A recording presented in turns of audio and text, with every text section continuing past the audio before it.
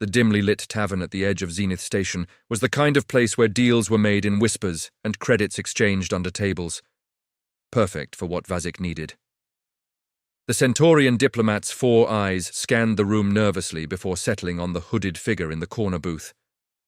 This was his contact, a member of what was once the most feared assassin guild in the galaxy. Vazik slid into the seat across from the assassin, trying to appear confident despite his trembling lower arms.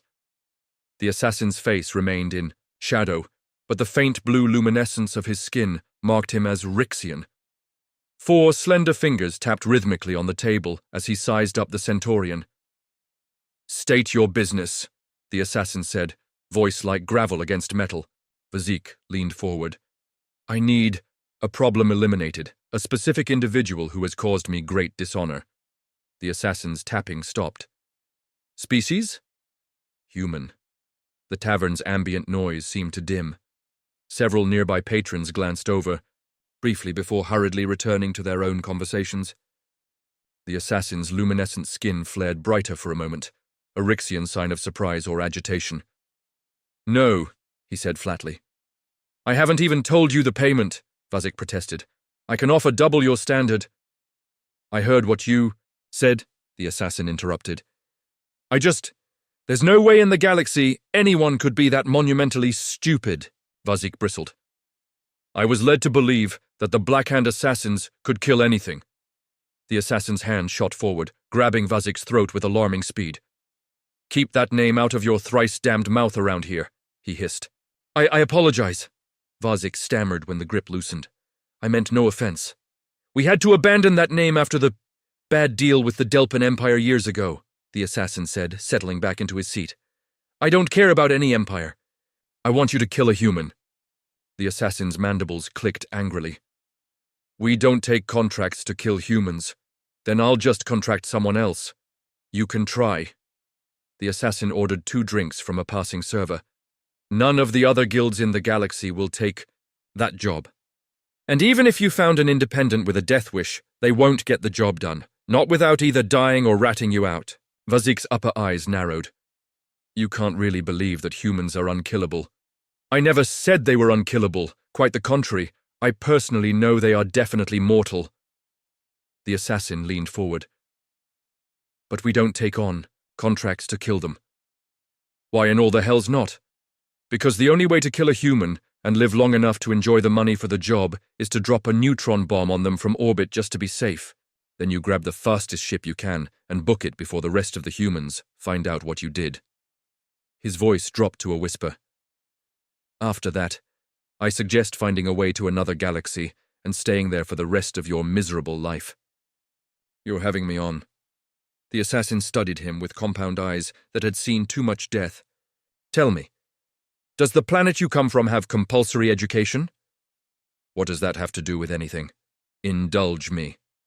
"Yes, 10 years of basically teaching our young how to be as obedient as a Rasian drone."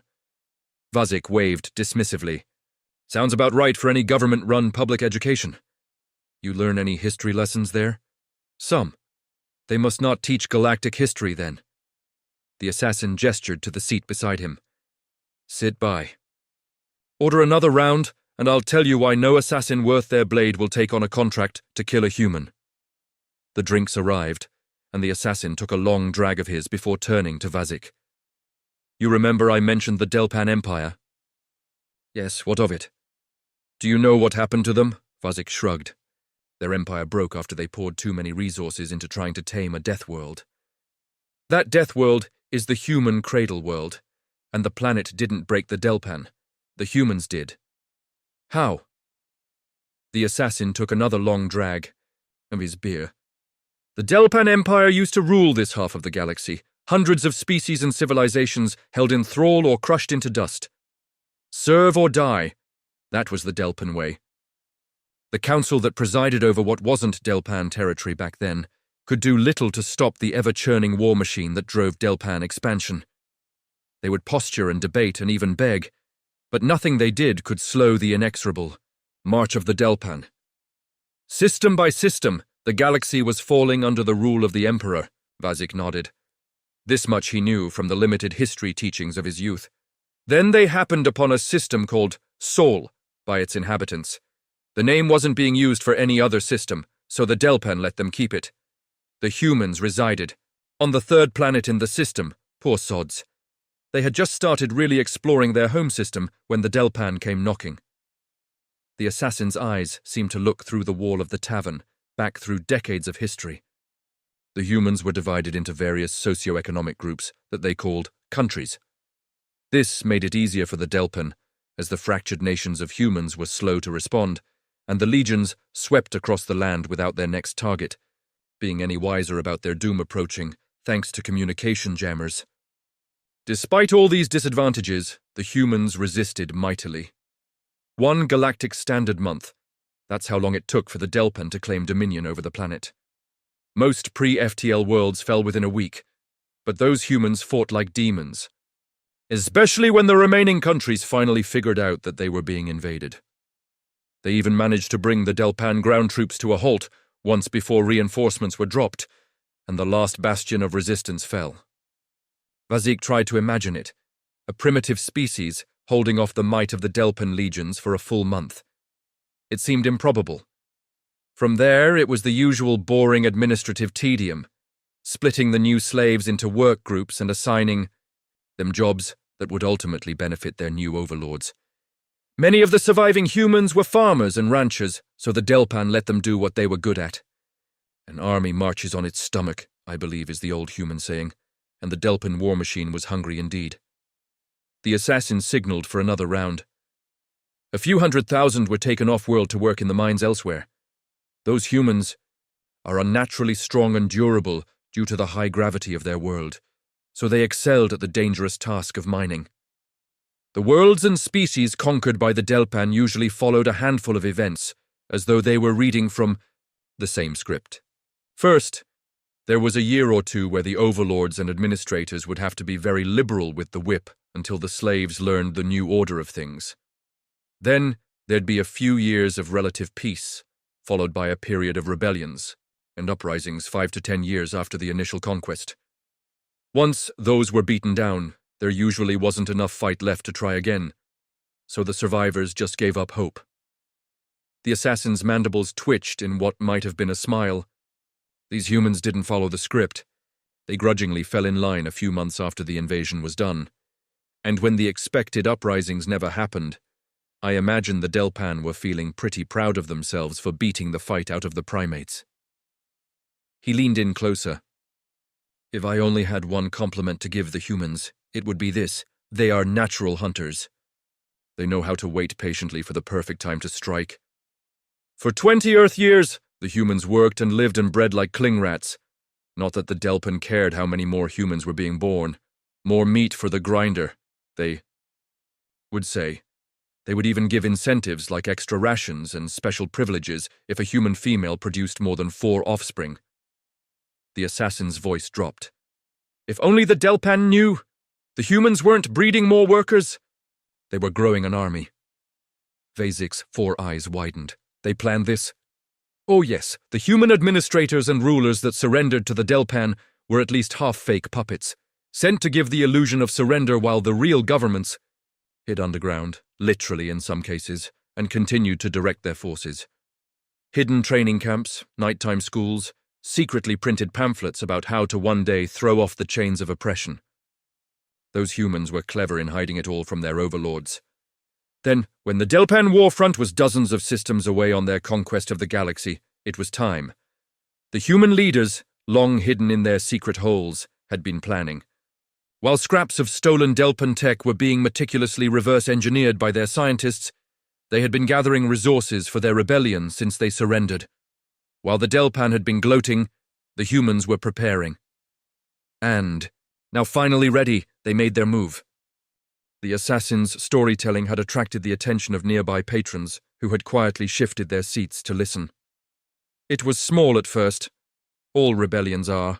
A rogue miner refusing to work here, a rancher telling his overlord that his entire herd was wiped out by some non-existent disease there. A factory explosion over here. Larger disturbances to production soon followed. The human country of France, with its long history of rebelling against tyrants, would riot in the streets while crying out, "Vive la Révolution!" And don't ask me what in the hell's that means. I never bothered learning human languages. A crate of plasma rifles went missing. Then a grav tank wouldn't start. When they popped the hood, they found it to be completely gutted of all power and anti-grav components. The Delpan leaders thought these problems were beneath them, but still needed addressing, so they called the Black Hand Assassins and other guilds like ours to deal with the rabble-rousers. The assassin shook his head. Our services cost the Empire a tidy sum, I can tell you that. The planet of the humans, Earth, I think they call it, is at least 3 times the galactic average gravity. Every agent we sent had to be fitted with a grav-assist suit and spent a week after making planetfall getting used to it. At first, our agents thought that the human rebels were ghosts. They could see the after effects of sabotage, but never any evidence to prove who had done. They would be patrolling streets when suddenly the streets would empty. Before the agent could wonder where the humans had all gone, an explosion would rock the street, sometimes taking the agent with it. The assassin's voice grew somber. One of our agents got so angered by the death of a friend that he went to a random, completely unrelated town and started executing humans when they couldn't answer his questions about who was responsible. Unsurprisingly, a mob turned on him after the 3rd execution and tore him to pieces. He shrugged. I can't even blame the Delpan for not paying the death fee for that one. Our contract was to stop riots, not cause them. The contract was quickly going bad. Sure, we were killing humans like we were being paid to, with the kind of surgical precision we were known for. But what good is money if you can't even make it off-world to spend it? Before long, we couldn't walk on the surface of their planet without heavy escort by Delpan troops. The humans would strike without warning and fade into the background. On the human continent of Africa, an agent was lured onto the savannah as he was chasing one of the human rebels, only to find himself set upon by a pack of feline predators. Those humans had even wrangled the lesser beasts of their world into fighting. The number of agents we lost to the humans' canine companion species cannot easily be counted. The assassin shuddered visibly. And the less I say about the death, entrap the humans call Australia, the happier I shall be. First one regional administration centre fell silent, then another. By the time the Delpan nobles finally took notice of this new problem, the entire planet had fallen silent. And not just Earth, but anywhere that a human had been taken to work was showing similar signs of resistance. One can only assume that they had been fostering rebellious notions with the other slave species of the Delpan. The gods only know how they managed to communicate with each other across the void of space. Before you say anything, yes, the Delpan did have patrol. The vessels meandering throughout the region to suppress just this kind of thing. But those had fallen silent too. The humans had gotten spies aboard and either destroyed or captured the vessels. These they sent to their scientists to be examined. The assassin's eyes glittered with grudging admiration. And now, without Delpan supervision, the humans uncovered the secret factories and forces they had been cultivating for years. Huge manufactories churning out components for space docks and eventually starships that the newly uncovered launch facilities hurled into orbit to the tune of several thousands of tons per day. By the time the light response vessels made it to human space, they were no match for the humble fleet the humans had managed to build with stolen Delpan technology. It is no falsehood to say that the Delpan were victims of their own hubris. Every time they lost a response vessel or patrol fleet, they would just send another. They were too focused on expanding their borders to recognize the rot eating away at their empire from within. The tavern had grown utterly silent, every patron listening to the assassin's tale. When the Delpan finally got tired enough of the cost of sending light response fleets into the area to pull a conquest fleet from the front, the human world and the next 3 conquered systems in any direction had fallen silent. When the conquest fleet arrived 10 systems out from Sol, they faced a fleet of not just humans, but all of the slave species in the region. After that victory for the humans, the Delpan Emperor must have been getting nervous. All of his fleets, were halfway across the galaxy, and the humans were sat between him and his armies. An emergency call went out for all fleets to immediately recall directly to the Imperial capital, and any guilds like the Black Hand were called in to assist. The assassin's voice dropped to a near whisper. By that time, we had lost almost 2/3 of our guild, so we refused the call. It ultimately saved us. The humans, after decades of clandestine operations, were well versed in rooting out spies and saboteurs. Within their own ranks, 7 other assassin guilds were completely wiped out. We knew it was a fool's errand, no matter how much the Empire was willing to pay. While the Delpan fleet gathered in their home system, plans were made to meticulously spread out and scour the Empire of the rebels. This ended up being the final nail in the coffin. You see, while the Delpan Empire consolidated and planned, the humans spread quickly through the now enemy-free void and went to every subservient species in the Empire. They threw down the Delpan administrators controlling them and gathered them to the cause. Everywhere the humans went, they fanned the flames of rebellion, and the galaxy burned. The ineffective council in the part of the galaxy that had yet to be conquered by the Empire had eagerly joined with the humans in their fight. Throughout the Empire, the oppressed and enslaved were throwing off their shackles by the trillions and raising their fists in defiance. Forge worlds still churned out ships, and agri-worlds still raised crops and livestock, but for the new galactic alliance, not for the Delpan. Cut off from the supply lines that kept the Delpan Empire running, internal strife started to take hold within the Imperial forces. Fleets of conquest went out from the Imperial capital and never made it more than a dozen systems before they were set upon by the human alliance. Much like on their homeworld, the humans would strike like lightning and disappear into the black. Try as they did, the Delpan fleets were never quite able to pin down the humans in a fair fight. This went on for months as the Delpan legions were slowly bled dry, ambushes, false distress signals, EMP mines hidden in clouds of wreckage. Nothing was beneath the humans so long as the enemy could be destroyed. When the Allied fleets finally breached Delpan Prime, they found a starving and fractured fleet tearing itself to pieces. When the human admiral hailed the fractured flotilla, and the Delpan captains saw the sheer scale of the armada before them, they surrendered straight away. The assassin took a long drink, his tale nearing its end. With the rebellion now finished after 3 years of fighting, the humans unleashed the most vicious weapon in their arsenal: lawyers. Several of the listening patrons chuckled nervously. They dragged the Delpan Emperor himself from his throne, and all of the Delpan nobles and administrators and lash-holders that had ever oppressed a sapient being were rounded up. Then the humans dragged them through what is now our modern court system.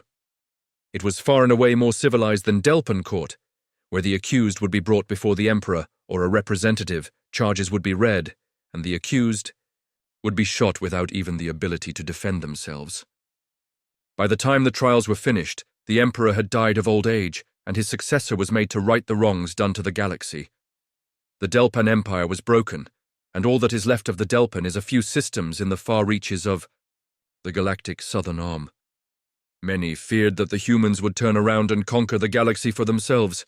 However, within a year of the Delpan surrender, the humans had dismantled over half of their fleet and scattered the rest around the galaxy for pirate hunting and general peacekeeping. The assassin leaned back, fixing Vazik with a penetrating stare. Our guild was extremely lucky that the humans understood that we had broken our contract. They let us live with the promise that the Black Hand would be permanently dismantled. Those humans whittled us down to a mere third of our number before the rebellion even left their home planet. A third. We were the top assassin guild in the galaxy, and now we are a loose, unnamed group of independent agents.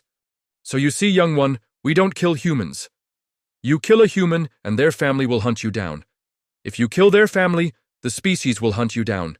And you had better pray they kill you, because if their lawyers get their hands on you'll be lucky if your own people are forced to kill you as an apology. Vazik sat in stunned silence for a long moment. I had no idea. That is painfully obvious. The assassin tilted his head curiously. I'm not usually one to pry into a customer's business. But what did this human do to offend you anyway? They Insulted my broodmate, the assassin laughed, a strange clicking sound. Ha, is that all? Then insult them back. But you said, we don't kill humans. But those crazy apes love to fight with words as well as their fists, and you'll have a better chance of survival that way. Chances are, you wouldn't be able to physically hurt them.